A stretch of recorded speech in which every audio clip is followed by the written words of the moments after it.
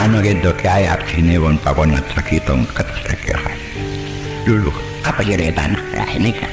Bapak ya baka bunun. Pulang dulu kada punya golfat. Kutan. Ini hati dulu jeritan. Belum meracun nyari. Mapasang kau kena dong. Oh ini kotor.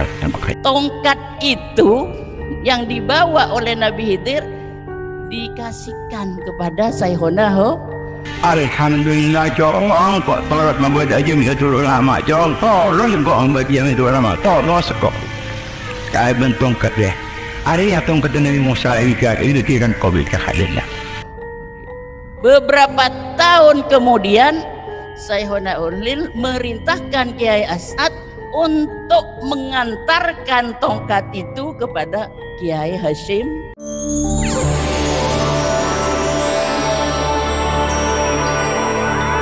Assalamualaikum warahmatullahi wabarakatuh.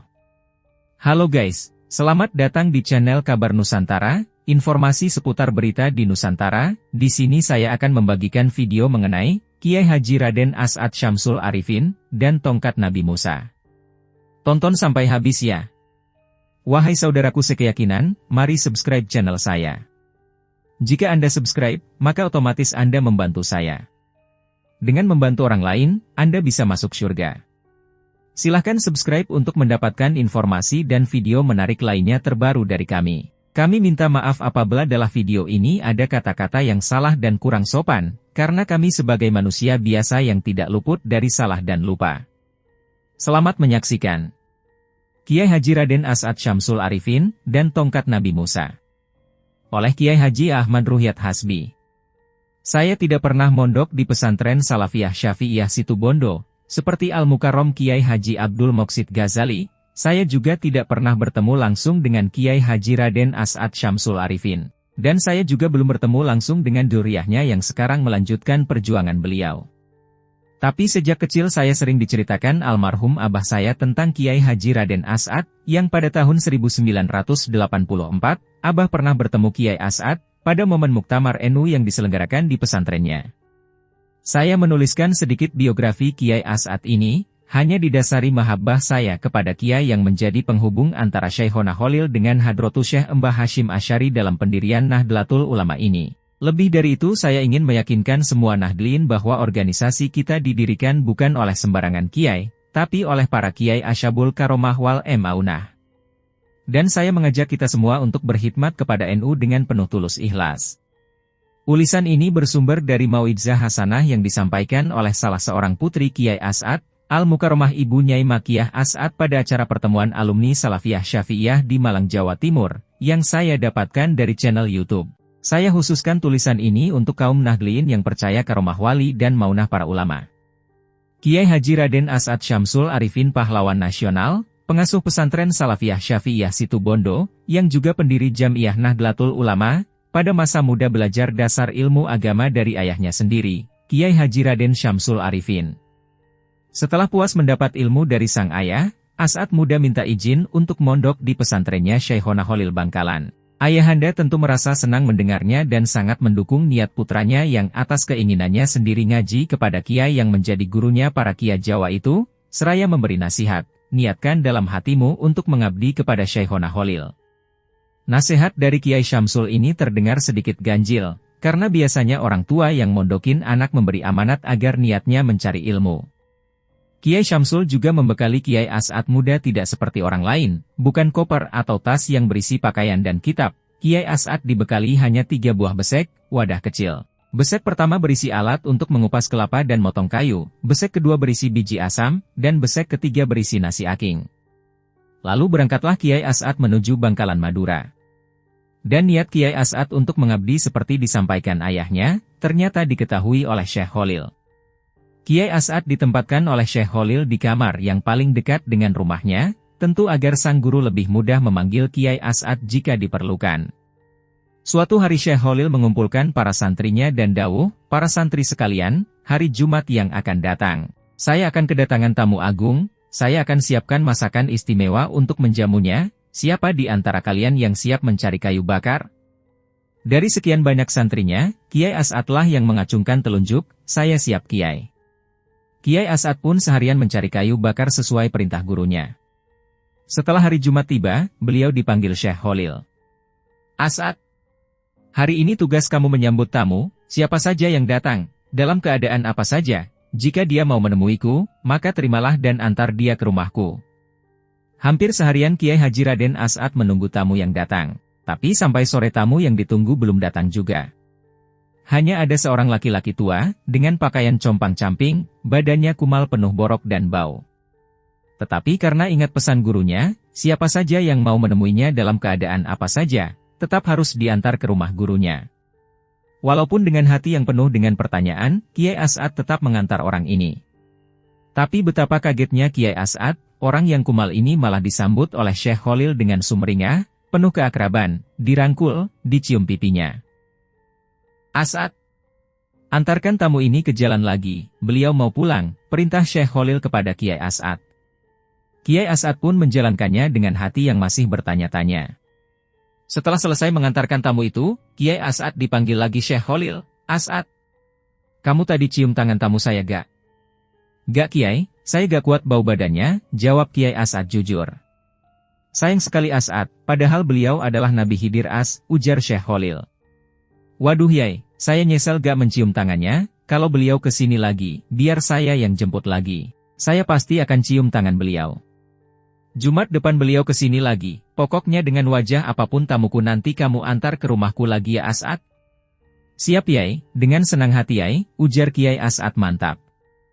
Jumat berikutnya, sejak pagi Kiai As'ad sudah berada di pinggir jalan raya untuk menyambut Nabi Khidir As yang akan bertamu lagi kepada gurunya. Seperti minggu kemarin, tidak ada seorang pun yang datang. Pokoknya dalam kondisi apapun, tamu yang mau bertemu guruku, akan aku cium tangannya, pikir Kiai As'ad. Tiba-tiba ada seorang Belanda, tinggi besar, bule, mancung dengan logat bahasa Madura bercampur Belanda datang dan minta diantar ke rumah Syekh Khalil. Katanya Khalil sakit ya. Antar saya menemuinya, Dek. Tentu saja Kiai As'ad merasa kaget, orang Belanda kok tahu guru saya, jangan-jangan dia mau membunuhnya, tapi karena ingat pesan gurunya, akhirnya tamu ini diantar lagi oleh Kiai As'ad. Seperti minggu kemarin juga, Syekh Khalil menyambut tamu, Londo, ini dengan sumringah, bahkan ngobrol lama sekali. As'ad, antar tamu ini ke jalan raya. Perintah Syekh Khalil. Setelah tamu itu pulang dan menghilang entah kemana, Syekh Khalil nanya, As'ad, kamu cium tangan tamu tadi gak? Gak Yai, masa saya harus nyium tangan Londo? Sayang As'ad, padahal tadi itu Nabi Khidir yang menyamar dengan wajah Londo. Waduh, saya nyesel banget Yai, nanti kalau beliau bertamu lagi minggu depan, saya siap jemput lagi Yai. Jumat berikutnya Syekh Khalil manggil Kiai As'ad lagi, As'ad, hari ini kamu pergi ke stasiun, dan jemput Nabi Khidir di sana, ya? Betapa girangnya hati Kiai As'ad yang dipercaya oleh gurunya menjemput Nabi Khidir As. Berangkatlah beliau ke stasiun yang berjarak kurang lebih 3 km dari pesantren. Tak lama menunggu kereta api tiba, lalu turunlah seorang laki-laki tampan memakai belangkon, dan membawa tongkat, tiba-tiba menunjuk Kiai As'ad dengan tongkatnya dan berkata, kamu As'ad ya, yang diperintahkan gurumu Syekh Khalil untuk jemput saya. Kiai As'ad kini yakin, bahwa orang ini adalah Nabi Khidir As, beliau mencium tangannya dengan penuh rasa ta'zim. Kemudian mereka berdua berjalan menuju pesantren Syekh Khalil. Selama di perjalanan itu tangan Kiai As'ad dipegang oleh Nabi Khidir sambil terus diajari ilmu ruhani, ilmu tarekat yang menjadikan seseorang futuh dan ma'rifat kepada Sang Maha Pencipta. Kiai As'ad menyaksikan Nabi Khidir As memberikan tongkat yang dibawanya itu kepada Syekh Khalil.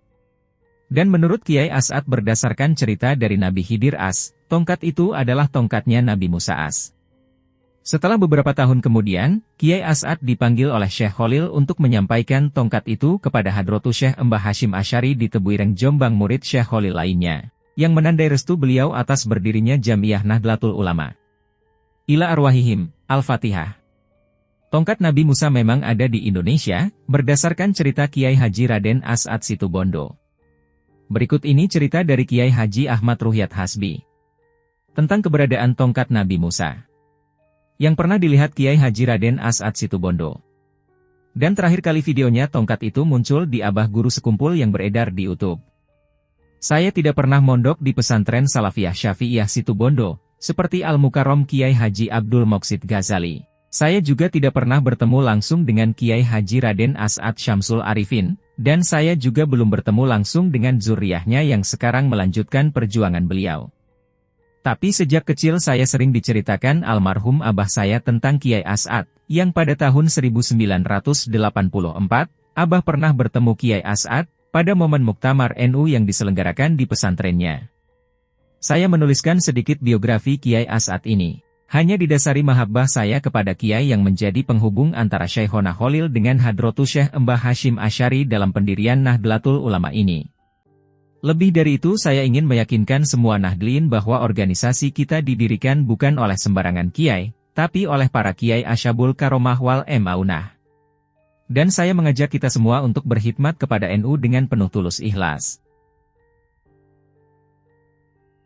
Tulisan ini bersumber dari Mau'izah Hasanah yang disampaikan oleh salah seorang putri Kiai As'ad, Al-Mukarramah Ibu Nyai Makiyah As'ad pada acara pertemuan alumni Salafiyah Syafi'iyah di Malang, Jawa Timur, yang saya dapatkan dari channel YouTube. Saya khususkan tulisan ini untuk kaum Nahdliin yang percaya karomah wali dan maunah para ulama. Kiai Haji Raden As'ad Syamsul Arifin pahlawan nasional, pengasuh pesantren Salafiyah Syafi'iyah Situbondo, yang juga pendiri Jam'iyah Nahdlatul Ulama, pada masa muda belajar dasar ilmu agama dari ayahnya sendiri, Kiai Haji Raden Syamsul Arifin. Setelah puas mendapat ilmu dari sang ayah, As'ad muda minta izin untuk mondok di pesantrennya Syekhona Khalil Bangkalan. Ayahanda tentu merasa senang mendengarnya dan sangat mendukung niat putranya yang atas keinginannya sendiri ngaji kepada Kiai yang menjadi gurunya para Kiai Jawa itu, seraya memberi nasihat. Niatkan dalam hatimu untuk mengabdi kepada Syekhona Khalil. Nasihat dari Kiai Syamsul ini terdengar sedikit ganjil, karena biasanya orang tua yang mondokin anak memberi amanat agar niatnya mencari ilmu. Kiai Syamsul juga membekali Kiai As'ad muda tidak seperti orang lain. Bukan koper atau tas yang berisi pakaian dan kitab, Kiai As'ad dibekali hanya 3 buah besek, wadah kecil. Besek pertama berisi alat untuk mengupas kelapa dan motong kayu, besek kedua berisi biji asam, dan besek ketiga berisi nasi aking. Lalu berangkatlah Kiai As'ad menuju Bangkalan Madura. Dan niat Kiai As'ad untuk mengabdi seperti disampaikan ayahnya, ternyata diketahui oleh Syekh Khalil. Kiai As'ad ditempatkan oleh Syekh Khalil di kamar yang paling dekat dengan rumahnya, tentu agar sang guru lebih mudah memanggil Kiai As'ad jika diperlukan. Suatu hari Syekh Khalil mengumpulkan para santrinya dan dawuh. Para santri sekalian, hari Jumat yang akan datang, saya akan kedatangan tamu agung. Saya akan siapkan masakan istimewa untuk menjamunya, siapa di antara kalian yang siap mencari kayu bakar? Dari sekian banyak santrinya, Kiai Haji Raden As'adlah yang mengacungkan telunjuk, saya siap Kiai. Kiai As'ad pun seharian mencari kayu bakar sesuai perintah gurunya. Setelah hari Jumat tiba, beliau dipanggil Syekh Khalil. As'ad, hari ini tugas kamu menyambut tamu, siapa saja yang datang, dalam keadaan apa saja. Jika dia mau menemuiku, maka terimalah dan antar dia ke rumahku. Hampir seharian Kiai As'ad menunggu tamu yang datang, tapi sampai sore tamu yang ditunggu belum datang juga. Hanya ada seorang laki-laki tua, dengan pakaian compang-camping, badannya kumal penuh borok dan bau. Tetapi karena ingat pesan gurunya, siapa saja yang mau menemuinya dalam keadaan apa saja, tetap harus diantar ke rumah gurunya. Walaupun dengan hati yang penuh dengan pertanyaan, Kiai As'ad tetap mengantar orang ini. Tapi betapa kagetnya Kiai As'ad. Orang yang kumal ini malah disambut oleh Syekh Khalil dengan sumringah, penuh keakraban, dirangkul, dicium pipinya. As'ad, antarkan tamu ini ke jalan lagi, beliau mau pulang, perintah Syekh Khalil kepada Kiai As'ad. Kiai As'ad pun menjalankannya dengan hati yang masih bertanya-tanya. Setelah selesai mengantarkan tamu itu, Kiai As'ad dipanggil lagi Syekh Khalil. As'ad, kamu tadi cium tangan tamu saya gak? Gak Kiai, saya gak kuat bau badannya, jawab Kiai As'ad jujur. Sayang sekali As'ad, padahal beliau adalah Nabi Khidir ujar Syekh Khalil. Waduh Yai, saya nyesel gak mencium tangannya, kalau beliau kesini lagi, biar saya yang jemput lagi, saya pasti akan cium tangan beliau. Jumat depan beliau kesini lagi, pokoknya dengan wajah apapun tamuku nanti kamu antar ke rumahku lagi ya As'ad. Siap Yai, dengan senang hati Yai, ujar Kiai As'ad mantap. Jumat berikutnya, sejak pagi Kiai As'ad sudah berada di pinggir jalan raya untuk menyambut Nabi Khidir yang akan bertamu lagi kepada gurunya. Seperti minggu kemarin, tidak ada seorang pun yang datang. Pokoknya dalam kondisi apapun, tamu yang mau bertemu guruku, akan aku cium tangannya, pikir Kiai As'ad. Tiba-tiba ada seorang Belanda, tinggi besar, bule, mancung dengan logat bahasa Madura bercampur Belanda datang dan minta diantar ke rumah Syekh Khalil. Katanya Khalil sakit ya? Antar saya menemuinya, Dek. Tentu saja Kiai As'ad merasa kaget, orang Belanda kok tahu guru saya, jangan-jangan dia mau membunuhnya. Tapi karena ingat pesan gurunya, akhirnya tamu ini diantar lagi oleh Kiai As'ad. Seperti minggu kemarin juga, Syekh Khalil menyambut tamu. Gak Yai, masa saya harus nyium tangan Londo, sayang As'ad, padahal tadi itu Nabi Khidir yang menyamar dengan wajah Londo. Waduh, saya nyesel banget Yai, nanti kalau beliau bertamu lagi minggu depan, saya siap jemput lagi Yai. Jumat berikutnya Syekh Khalil manggil Kiai As'ad lagi. As'ad, hari ini kamu pergi ke stasiun, dan jemput Nabi Khidir di sana, ya? Betapa girangnya hati Kiai As'ad yang dipercaya oleh gurunya menjemput Nabi Khidir As. Berangkatlah beliau ke stasiun yang berjarak kurang lebih 3 km dari pesantren. Tak lama menunggu kereta api tiba, lalu turunlah seorang laki-laki tampan memakai belangkon dan membawa tongkat, tiba-tiba menunjuk Kiai As'ad dengan tongkatnya dan berkata, "Kamu As'ad ya, yang diperintahkan gurumu Syekh Khalil untuk jemput saya." Kiai As'ad kini yakin bahwa orang ini adalah Nabi Khidir As. Beliau mencium tangannya dengan penuh rasa ta'zim. Kemudian mereka berdua berjalan menuju pesantren Syekh Khalil. Selama di perjalanan itu tangan Kiai As'ad dipegang oleh Nabi Khidir sambil terus diajari ilmu ruhani, ilmu tarekat yang menjadikan seseorang futuh dan ma'rifat kepada Sang Maha Pencipta. Kiai As'ad menyaksikan Nabi Khidir As memberikan tongkat yang dibawanya itu kepada Syekh Khalil. Dan menurut Kiai As'ad berdasarkan cerita dari Nabi Khidir As, tongkat itu adalah tongkatnya Nabi Musa As.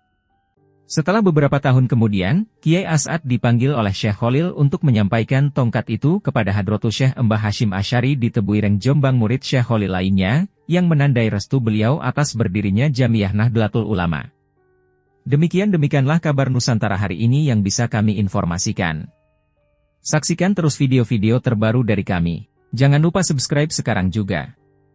Kalau ada pertanyaan silakan komen di bawah dan jangan lupa subscribe channel ini dan bagikan ke teman-temanmu. Salam Nusantara. Wassalamualaikum warahmatullahi wabarakatuh.